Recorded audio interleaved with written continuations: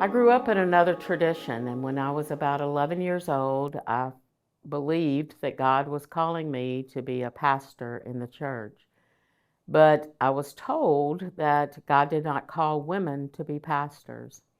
So I put that in the back of my mind and ended up going to law school, practicing law for 15 years. And one Sunday, I went to the United Methodist Church at the invitation of one of my people in my law firm, Peggy St. John. And I knew the moment that I went there that I had found my church home. So I attended for a while. I was actively involved. And Kathy, her last name then was Dauphin, one day asked me if God was calling me, and what I wanted to talk about was being a United Methodist pastor. I most probably would have never had the courage to say something if she had not asked me that question. I proceeded to go through some initial inquiry with the district superintendent. I got the applications to start the process. I put it in my desk drawer, and for 2 years, I just did nothing with it. And then one day I realized that I could not go on any longer. I couldn't breathe almost unless I pursued going to become a pastor. And so I did, and I've never looked back from that point. And I realize now how everything that I did, everything that I learned as a lawyer, everything I learned as a layperson in the church, were being woven together by God to make me who I needed to be a United Methodist pastor. I think for me, the most important stories have come out of the great privilege that I have of being able to preside at the table of the Lord, that open table where everyone is welcome.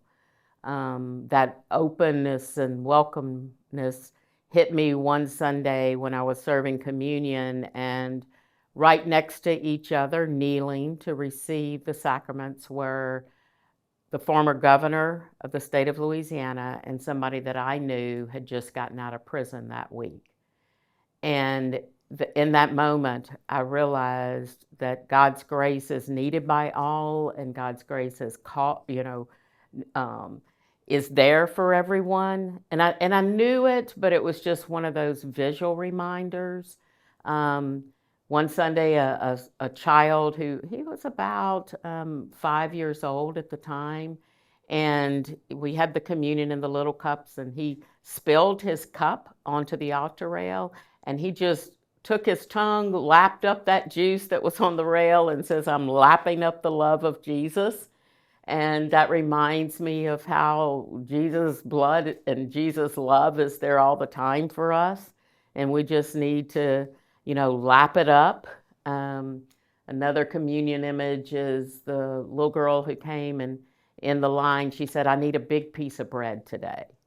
And I thought it was because we had really good communion homemade bread. And so I gave her a bigger piece. And afterwards, she told me that she'd been really mean to her sister that week. And so she needed some extra Jesus. And that just lives with me too, about how there is enough Jesus. And no matter what it is that we have done, that we just have to ask, and God's love will be there for us. I'm thankful for my parents who took me to church in those early years and taught me at home and by taking me to church about the love of Jesus. For those early people in that, my primary upbringing as a child, who taught me about love and taught me about Jesus.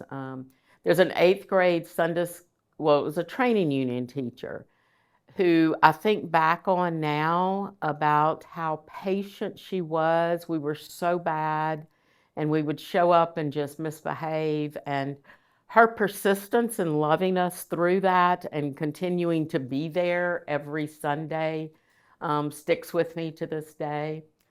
Thankful for Kathy Dauphin, who spoke those words to me, Peggy St. John, who asked me to go to the Methodist Church the first time, to the churches that I served, the laity there who taught me what I needed to know about being a pastor, who allowed me into their lives, who walked beside me in doing ministry, for the bishops who appointed me to various places that I've been and giving me incredible opportunities to serve God, to serve the church, to serve people. For my colleagues in ministry who work with me in this kingdom work that we do, for their patience and forgiveness of me and the ways that I may have failed them. And for my husband, Phil, who came into this life of being a pastor's spouse, as we say, kind of late in my journey and his too, but has been so faithful to helping me to be all it is that I need to be, and traveling with me to so many places, and not being able to have his own church consistently because he's been traveling with me for the past 6 years.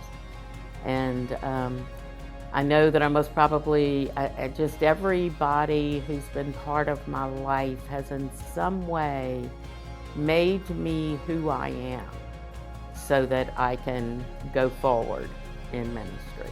Thank you.